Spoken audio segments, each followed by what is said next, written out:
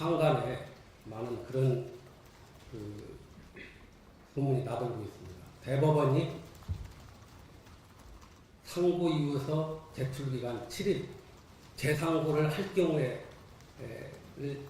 상정해서 말씀드립니다. 상고 이유서 제출기간 7일, 상고장 제출기간 7일, 그리고 상고 이유서 제출기간 20일의 기간을 임의로 단축해서 속전속결로 재판을 끝낼 것이다. 이게 그럴듯하게 시중에 나돌고 있고, 저도 몇 보도 등을 봤습니다. 제가 오늘 말씀드릴 내용은 당 선대위원장의 입장이라기보다도 법조인과 헌법학자로서의 소신과 양심에 입각해서 말씀드리는 겁니다.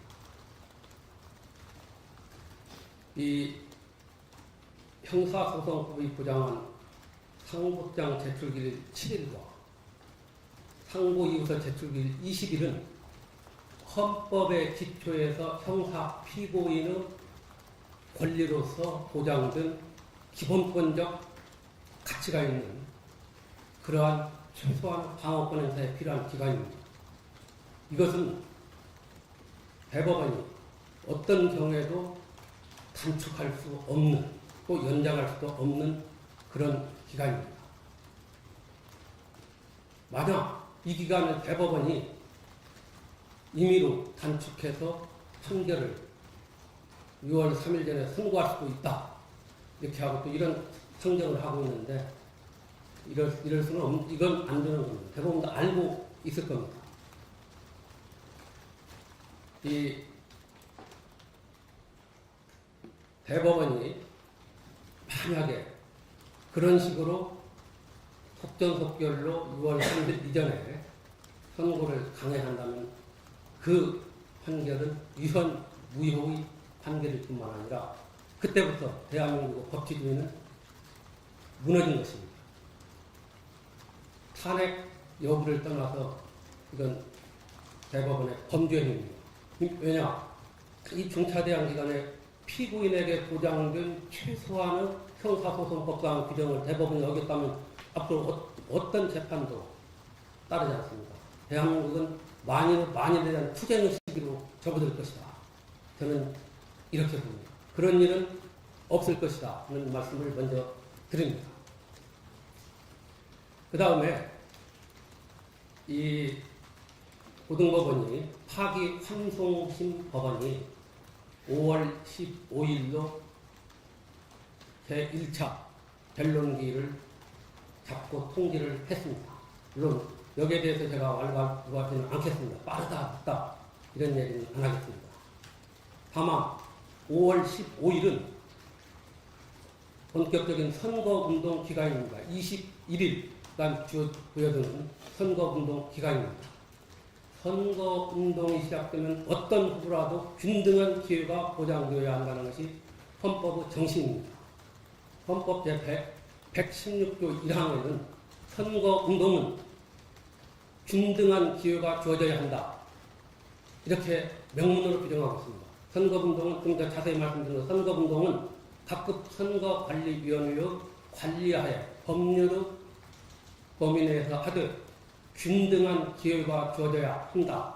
이렇게 명문으로 규정하고 있습니다. 이 선거운동에 있어서 기회분등의 보장이야말로 민주주의를 가능하게 하는 선거를 제대로 완성시키기 위한 중요한 원칙입니다. 헌법상의 원칙입니다. 이 원칙 앞에서 어떤 공권력도 여기에 협조를 해야 합니다. 선거운동 기간 내에는 거기에 법원도 반드시 포함됩니다. 그렇기 때문에 법원이 그렇게 변론기를 지정해서 소환하고 하는 것이 한시가 아까운 후보자의 입장에서는 어떻게 되겠습니까?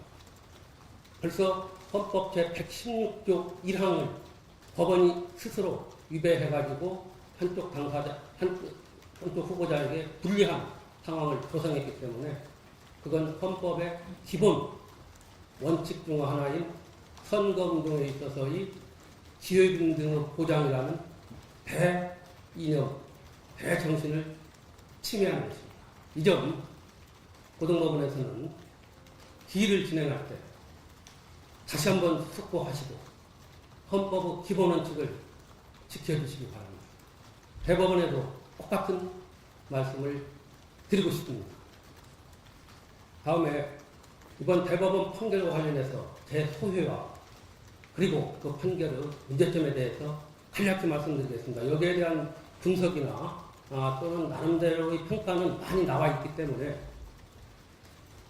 이 재판의 신속 중요합니다. 하나의 이 사법이 추구하는 이념이기도 합니다. 그러나 아무리 신속이 중요하다 하더라도 적법한 절차를 거쳐서 그 신속함이 이루어져야 한다는 것은 더 큰 민주주의 원리입니다. 이 인간의 그 예지의 산물인 민주주의는 절차 내지 수단을 존중하는 것이지 목적만을 앞세우는 것이 아닙니다. 이 적법한 절차의 준수라면, 이 적법 절차의 원칙이 무시되는 조치라면은 추구하는 목적과 관계없이 그것은 공권력의 남용이자 유연적인 처사입니다. 이건 민주주의 기본입니다. 그런데 대법원은 지금까지 해왔던 그 어떤 일관성과 형평성을 결여해서 그야말로 속전속결로 이 재판을 처리했습니다. 과거에 보면은 선거운동 기간이 되면 또 선거가 가까워지면은 수사하던 사건, 재판하던 사건도 검찰과 법원이 스스로 오해를 살까봐 중지를 했습니다. 과거에 저도 기억나는 DJ 정치자금 수사 사건, 수사 않겠다고 그랬어요. 재판 정지하겠다고. 그런 데가 쭉 있어 왔습니다. 바로 사법자제 원칙이라는 것도 바로 여기에 나오는 겁니다. 근데 이번에 대법원 판결 보십시오.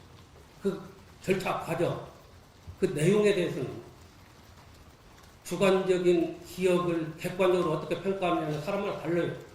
그래서 1, 2심이 엇갈린 거예요. 여기에 대해서 제가 그렇지 않다 어쩌다 사실관계를 꼬집는 게 아니라 그 절차를 보십시오. 이 중차대하고 정말 온 국민이 관심이 집중되고 세계인의 이목이 집중된 이 사건을 그런 식으로 했다는 것은 그 삼척 동자가 바로 고개를 흔들리고 남을 심판할 수 있는 권한은 저는 종교인은 아니지만 칭만이 갖고 있다고 합니다. 이번 대법원의 판결을 보면서 저는 주권자인 국민이 헌법을 통해서 법관에게 부여한 남을 심판할 수 있는 권한의 범위를 벗어난 판결이다. 다시 말씀드려서 사법권의 한계를 벗어난 위헌적인 정치재판이다. 저는 이렇게 말씀드리고 있습니다.